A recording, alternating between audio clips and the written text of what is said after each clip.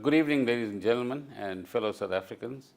And let me firstly thank Elias Masilela for a very kind introduction, and to convey a special thanks to Terence Naidu for going through all the trouble of getting this recording going so that we could not exchange ideas, but at least put some ideas to you so that you could help in a very important venture, which is to assist in the education funding and education process in South Africa. Our country, of course, is going through a difficult patch at the moment. And for some of you, that might sound like a euphemism. But, this time next year, we might well all be saying, well, we've been through a difficult year in 2016, 2017, but we've made through the ANC some of the right choices in December, I hope, and that we've actually put the country back on a trajectory where we can fulfill the immense potential that South Africa has. There's no doubt that since 1994, we've come a long way as a country that was expected to fall into bloodshed between 1990 and 1994, is a country that turned itself into one which serves even today as an example of reconciliation and peaceful negotiations and a transfer of power, if you can call it that. But equally, at the same time, we've also not utilized all of the potential of this country. And that is where the question of education, the question of deprivation, the question of inequality in our society becomes an absolutely urgent issue for all of us as South Africans to actually attend to. The key challenges that we face in this process is certainly what all of you are familiar with, state capture. We won't go into that tonight because it's unfair. You'll only be hearing me. I won't be hearing you. But I hope that soon we have an occasion where we can exchange some thoughts on what this means and what are the implications for our country, but also like this project that you are sharing in tonight, we need to share more of our energies and creativity to make sure that we free ourselves from the state capture phenomenon, which is real, by the way. It's not just a notion or an idea in people's heads. At the same time, we need to, as we focus on education as a central issue in South Africa, understand that 1994 did not solve all of our problems, and that many structural issues, these are not just contingent issues, structural issues remain with us, and which will take a few decades to actually resolve. But whilst it might take a few decades to resolve, we, as the current generations in South Africa, need to put in place a foundation that will create the conditions for these issues to be resolved. Let me just illustrate this by 2 or 3 examples. So the first is an economy in which not all South Africans participate, an economy that still sees 7 million young people walking around the streets of South Africa pretty hopelessly, and who are looking for opportunities and inspiration so that they themselves can look forward to a different standard of living and a different future for their families. The second structural issue in South Africa, by way of example, is the spatial one.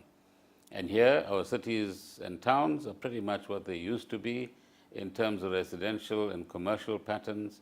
There's been some shifts in this direction, particularly amongst the middle classes, but we still struggle with creating the kind of densification and concentration that's required to make our cities fully utilize the kind of potential, both in a cultural sense, but also in an economic and opportunity sense, that is absolutely crucial if we are to create a new dynamism in South Africa. The third issue that we have to confront, and which is often exploited in a very opportunistic way, but is a key divide that our history has left us with, is the question of race. And you can see how in opportunistic politics, race can become a card that is actually played. But also, race is a reality in South Africa. It's a reality that what we have inherited in 1994 is an education system where access and opportunity and advancement and even quality is determined by race and space, so to speak. And that's something that we need to focus on a lot more as well.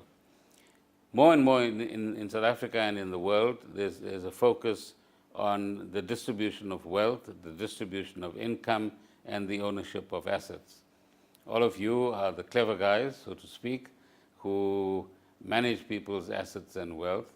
But the reality, both across the world and in South Africa, is that that gap between the haves and the have-nots is in fact becoming wider. And those who have, according to Thomas Piketty, are the ones who can actually accelerate the accumulation of more wealth. Those who don't, of whom we have many millions in South Africa, are actually unable to do that. So what do we do in these circumstances is probably the critical question that we face. And in an event like the one you are at tonight, is an ideal moment to actually reflect a little bit while you have your whiskey and wine and champagne, which I'm unable to share with you. Think about the kind of choices that we face as a country. Think about what kind of future would you want us to have as South Africa? What will become the quintessence of what we would call a South African culture? And how do you have, if you like, a new sense of fusion, particularly amongst the younger generation, which will create a new South Africanism amongst us? Part of those choices is how do we actually build on this fantastic history that we have of negotiations in a particular way to constructively resolve conflicts and the kind of reconciliation that Mr. Mandela and his generation actually left with us as a foundation for future things that need to be done.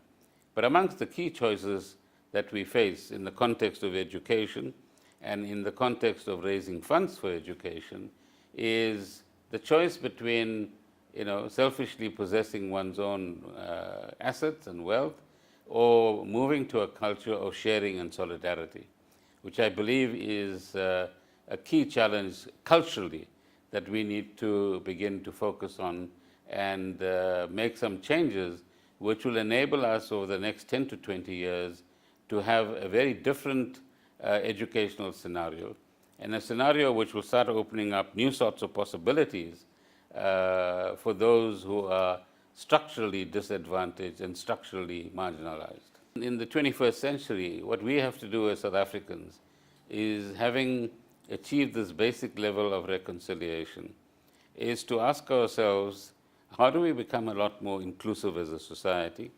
How do we become a lot more equal as a society? Because today we have this phenomenal reputation, like we have in education, of being at the bottom end of the education scale and at the top end of the inequality scale. And that's an interesting relationship between the two. Poor education systems and the high levels of inequality that we have in South Africa. And the opportunity that we have through the initiatives that you are both celebrating and participating in today is to break that divide and to ensure that the 21st century is marked by moving into a period where, as I said earlier on, we move on to cutting down inequality in our society, ensuring that there's better access to education and the quality of education. But more importantly, education serving as a basis for greater levels of innovation amongst individuals, groups of individuals, firms in South Africa, but above all, the kind of skills base that we actually need in this country. But education is also an investment in the future. I know that many of you would think about education as an expense, education contributions as something that's got to be deducted from some column or the other. But there's another way of looking at it for those, which I'm sure includes all of you, who are far-sighted, who have a sense of where South Africa could be 20 years from now and what it would take now to get to that point 20 years hence. And clearly, investment in education and in education programs is going to become a critical factor there.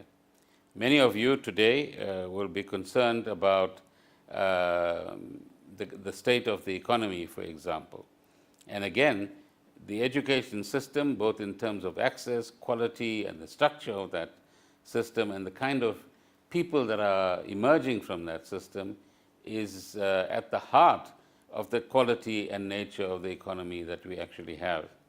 Education will determine the quality and the extent of economic growth in our society, and the less the capabilities that our people have, particularly the younger people, the less our ability to be innovative, the less our ability to be competitive, the less our ability to make South African enterprises unique both on the African continent and elsewhere in the world, and respected in many ways as well. So we have spectacularly successful companies, but they're too few. We have many enterprises like the ones that you actually represent, but they are in the financial sector. What's happening in the real economy? Let me put this challenge to you. What are the things that we could do differently? What are the things that we could do a lot more imaginatively so that we create special types of products, but in the public interest, and to serve the national interest more generally and the interests of development in our society?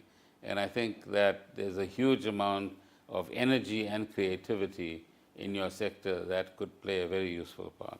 The huge opportunity that you have, create a platform both for your own conscience to be clear, and where you can say to your children that I was part of a process that created a different environment and a much more united, non-racial and non-sexist environment, so that you can lead a better life in South Africa.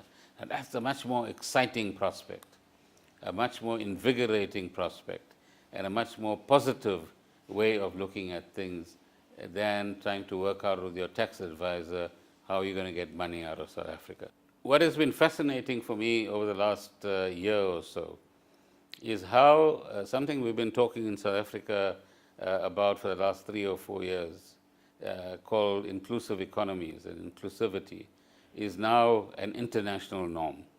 It's 2 words that are appearing on the agenda of most international organizations. How do you create inclusivity or inclusive growth? And that arises from an observation and a fact that even in advanced economies, there has been this widening gap in a different way, in relation to different levels of income compared to South Africa, but there is a huge gap developing as a result of the middle classes and the working classes in those societies having stagnant incomes over a decade or 2, whilst the top 1% has been accumulating a fair amount of the national income and wealth at the same time. And the realization is that if that kind of inequality continues and is exacerbated, it will lead to the kind of populism that you see in many parts of Europe on the one hand and the United States on the other hand. And remember that that same populism of the wrong type is going to start and is pervading South African politics as well. In other words, you're going to have opportunistic politicians who are going to utilize the fact that people are poor, the fact that people don't have access to proper education systems and quality education, the fact that they don't have access to jobs, and that our economy is not inclusive enough in order to mobilize around slogans that are produced by the Bell Pottingers of the world and others who don't have the national interest of all South Africans at heart. And so inclusivity and inclusive growth need to be placed on your agenda as well.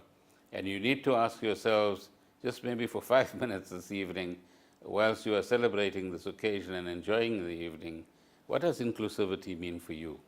And what is the contribution that you can make in order to make South Africa a lot more inclusive economy and a more inclusive society as well? My last point is to thank Terence and his colleagues for this wonderful initiative, and I hope that you, all of you, will support it to the fullest extent possible and use this as a catalyst to think a lot more about the future of South Africa while we think about everyday things that we actually need to do. Become active participants in creating a bolder South Africa, a more innovative South Africa, a more cohesive South Africa, which 10 years from now, all of you can look back at and say, I've been part of creating a very different dynamic, but also a much prouder South Africa than the one that Nelson Mandela left us with. Good evening, and thank you very much for this opportunity.